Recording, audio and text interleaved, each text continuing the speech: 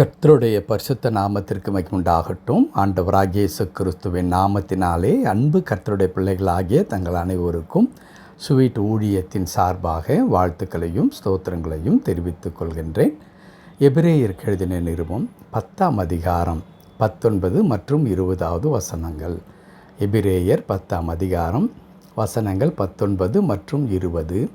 ஆகையால் சகோதரரே, நாம் பரிசுத்த ஸ்தலத்தில் பிரவேசிப்பதற்கு இயேசுவானவர் தமது மாம்சமாகிய திரையின் வழியாய் புதிதும் ஜீவனுமான மார்க்கத்தை நமக்கு உண்டு பண்ணினபடியால், அந்த மார்க்கத்தின் வழியாய் பிரவேசிப்பதற்கு அவருடைய இரத்தத்தினாலே நமக்கு தைரியம் உண்டாயிருக்கிறபடியினாலும், அந்த மார்க்கத்தின் வழியாய் பிரவேசிப்பதற்கு அவருடைய இரத்தத்தினாலே நமக்கு தைரியம் உண்டாயிருக்கிறபடினாலும். என் அன்பு கடவுளுடைய பிள்ளைகளே, ஆண்டவராகிய இயேசு கிறிஸ்து அவர் இந்த உலகத்தில் வந்து தம்முடைய ஜீவனை நமக்காக கொடுத்து கடைசி சொட்டு இரத்தம் வரையிலும் சிந்தி மரித்தார். இன்றைக்கு உலகம் அவருடைய மரணத்தை பல விதங்களிலே பேசிக்கொண்டிருக்கிறது. எல்லாரும் மரித்தார்கள், இயேசுவும் மரித்தார். இது ஒரு சாராருடைய வாதம். இயேசுவை அங்கே ஒரு புரட்சியாளராக இருந்தார், ஆகவே அன்றைக்கு இருந்ததான எதிர்ப்பாளர்கள் அவர்களை தீர்த்து கட்டிவிட்டார்கள் என்பது ஒரு சிலருடைய வாதமாயிருக்கிறது. இன்னும் ஒரு சிலர் என்ன நினைக்கின்றார்கள், எத்தனையோ மகான், அதில் இயேசுவும் மிக சிறந்தவர், அவருடைய உபதேசங்கள்லாம் மிக அற்புதமானவைகள் என்று அதோடு நிறுத்தி கொள்ளுகின்ற மக்களும் இருக்கிறார்கள். ஆனால் ஒரு சில மக்கள், கையளவு மக்கள், அவர் தேவனுடைய குமாரன், மனிதனாக இறங்கி வந்த ஆண்டவர், மீட்பராக, இரட்சகராக நம்மை மீட்டெடுத்து ரட்சிப்பை இலவசமாய் கொடுத்து தேவனுடைய ராஜ்யத்திற்கான அந்த வழியை திறந்து கொடுக்க வந்த மேசியா என்பதை விசுவாசத்தோடு கூட ஏற்றுக்கொண்ட குறிப்பிட்ட மக்கள் இருக்கிறார்கள். ஆனால் இன்றைக்கு உலகம் முழுவதும் அதை அழித்து விட வேண்டும் என்பதற்காக எவ்வளோ முயற்சிகள் மேற்கொள்ளப்பட்டு கொண்டிருக்கிறது. அது ஒரு புறம் இருக்கட்டும். ஆனால் என் அன்பு கடவுளுடைய பிள்ளைகளே, இங்கே இயேசு கிறிஸ்து சிந்தின இரத்தத்தினாலே மனு குலத்திற்கு, குறிப்பாய் அவரை விசுவாசித்து தன்னுடைய சொந்த இரட்சகராக ஏற்றுக்கொண்ட மக்களுக்கு உண்டாகிறதான மாபெரும் பாக்கியம் என்ன என்பதை இந்த 20வது வசனத்தில் குறிப்பாக இறுதி பகுதியில் இப்படி எழுதியிருக்கிறது. அவருடைய இரத்தத்தினாலே நமக்கு தைரியம் உண்டாயிருக்கிறது. கடவுளுடைய பரிசுத்த நாமத்திற்கு மகிமை உண்டாகட்டும். அவருடைய இரத்தத்தினாலே நமக்கு தைரியம் உண்டாயிருக்கிறது. என்ன தைரியம்? இயேசுவின் இரத்தம் எப்படிப்பட்ட தைரியத்தை நமக்கு கொடுக்கின்றது? ஒருவேளை ஒரு மனிதன் முதல் முறையாக மற்றொருவனை கொலை செய்து விடுகின்றான்.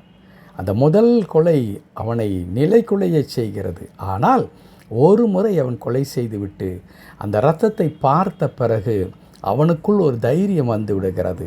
இவ்வளவு தானா, இதற்கு மேல் நாம் என்ன வந்தாலும் பார்த்து கொள்ளலாம் என்ற தைரியம் உண்டாகி மேலும் மேலும் பல விதமான குற்றங்களை புரிவதற்கான மனநிலைமை அவனுக்குள்ளாய் வந்து விடுகிறது.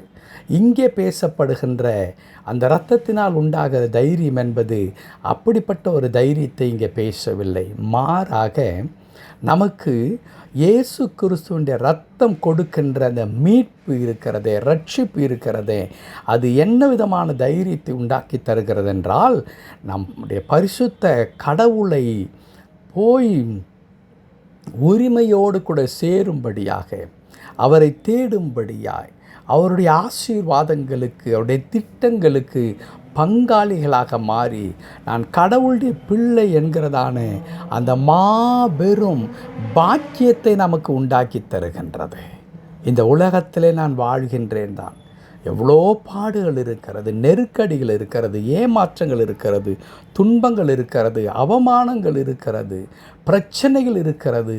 ஆனால் எல்லாவற்றின் மத்தியில் ஒரு ஸ்லாக்கியம் இருக்கிறது. என்ன ஸ்லாக்கியம்?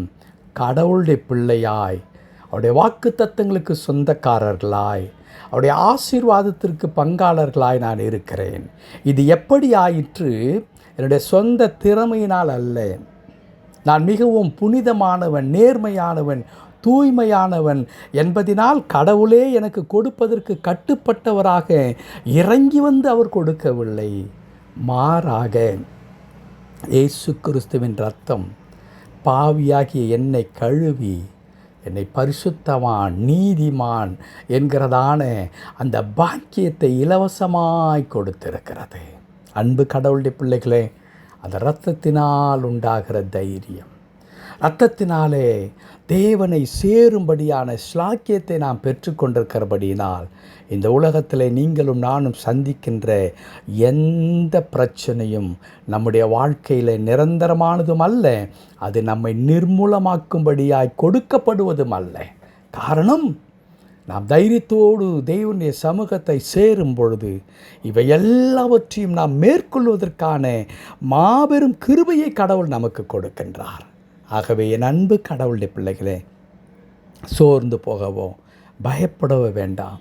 எனக்கென்று யாருமே இல்லை என்று நினைக்க வேண்டாம். இயேசு கிறிஸ்துவின் இரத்தத்தினாலே கழுவப்பட்டபடியினால் அந்த இரத்தத்தின் மூலமாக உங்களுக்கு தைரியம் உண்டாகியிருக்கிறது. தேவனை எப்பொழுதும் எந்த நேரத்திலும் கடவுளை அப்பா, பிதாவே என்று கூப்பிடுகின்ற அந்த ஸ்லாக்கியத்தை நீங்கள் பெற்றிருக்கிறீர்கள். ஆண்டவரை நோக்கி பாருங்கள், உங்களுடைய வெட்கமெல்லாம் மாறும், உங்கள் துக்கமெல்லாம் மாறும். ஆண்டவர் உங்களுக்காக அதிசயங்களையும் அற்புதங்களையும் செய்வார். Thank you so much. May God bless you all.